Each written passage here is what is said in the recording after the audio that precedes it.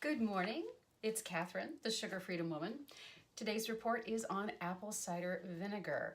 How does apple cider vinegar reduce appetite? I'd like to start with a little story.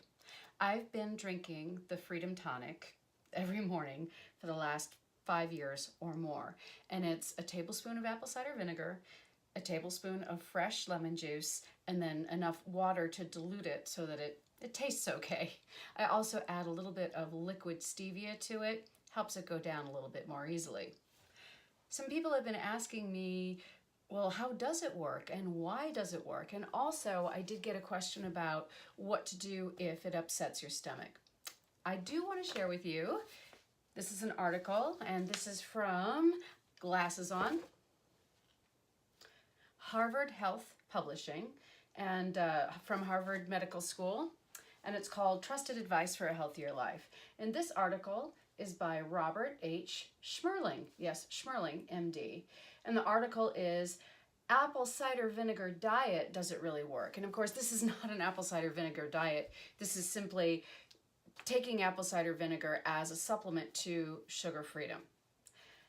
What is the apple, so why do we use apple cider vinegar? I'll tell you why I use it. I find that it reduces my appetite. I know that's crazy. And the other day, I skipped it. And when I skip it, I get hungry about 3 o'clock in the afternoon. I mean, really hungry. And when I take it, I don't get that afternoon hunger. And so I'm wondering, why in the world is that?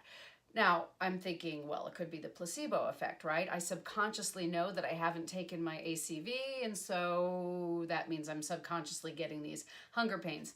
Maybe, but that's why we want to do the research into if there are any studies, if there's any medical evidence that it works.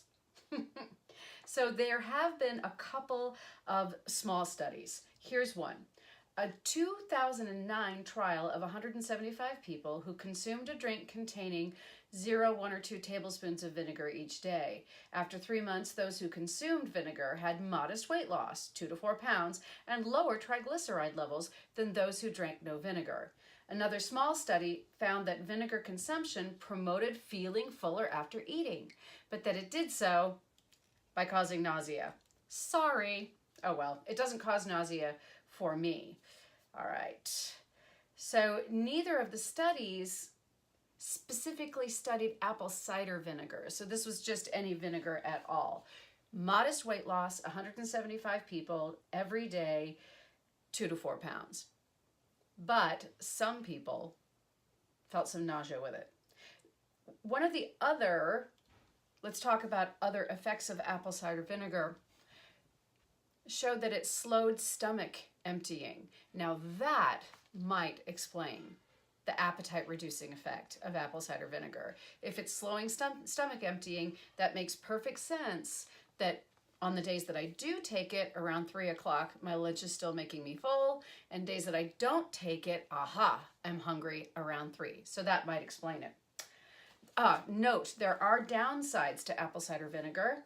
1, vinegar should be diluted, and I always mention that. Please don't take it straight. You've got to dilute it in water.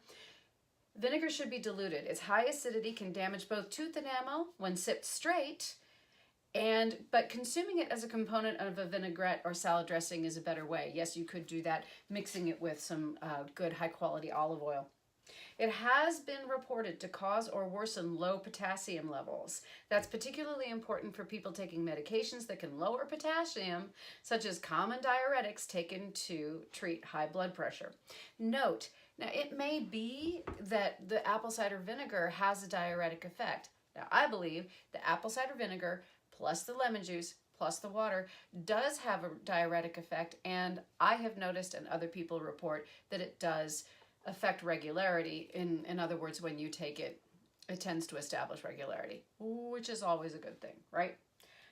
So, but saying here it can lower potassium levels. And vinegar can alter insulin levels. People with diabetes should be particularly cautious about a high vinegar diet or using the apple cider vinegar. So really need to repeat that note that if you're on insulin, if you're diabetic, if you're under a doctor's care, this really, anything that has an effect can have a side effect. So as always, talk to your doctor. And I always encourage people, please talk to your doctor about changing your diet. It's just good advice. And also, we need our medical doctors to know if something is effective. We need them to know about it so that they can continue to advocate for healthy changes that we can make. We need to get our medical doctors, our registered nurses, and our registered dietitians on board, because I believe they all truly want to help people.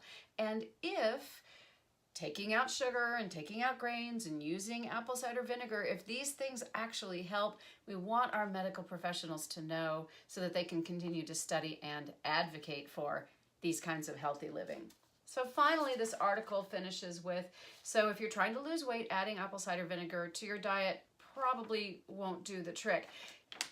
That's what they're saying here. And I agree, it is an adjunct to the things that you're doing in order to reduce your appetite and get nourished and satisfied. It's not necessarily going to work on its own, but it may be helpful as a component. That's Catherine jumping in. Of course, you'd never suspect that was the case, by the way. It's been trending on Google health searches. But the popularity of diets frequently has little to do with the actual evidence. If you read about a new diet that sounds too good to be true, a healthy dose of skepticism is usually in order. And I agree 100%. So to recap on apple cider vinegar, small studies are showing that it has an appetite reducing effect. It also has an effect on insulin. I can look at other studies, but what I have discovered in the past is that it has an effect on insulin sensitivity. And oh boy, do we want good insulin sensitivity. But that also at the same time means that if you have diabetes or you're taking insulin or you're under treatment for type 1 or type 2 diabetes, obviously use caution with apple cider vinegar. I do want to end this podcast with some notes on what to do if, as in this study, as one of these studies, if ACV gives you feelings of nausea. What I would do is, instead of starting with a tablespoon, see if you can tolerate a teaspoon. So you've got your water, start with a teaspoon of apple cider vinegar, go with the whole tablespoon of lemon juice if you can tolerate that, and then see if you can increase it over time.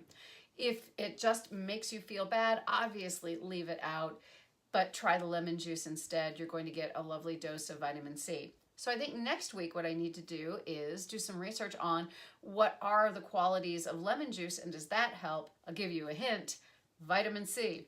Okay, so I'm going to leave you with one of the things that has really helped me to stick to my nutrition plan is making sure that I am doing the things that I love so that eating isn't the most important thing in my life. And as you may know, I love the theater. I love to act, sing, and dance.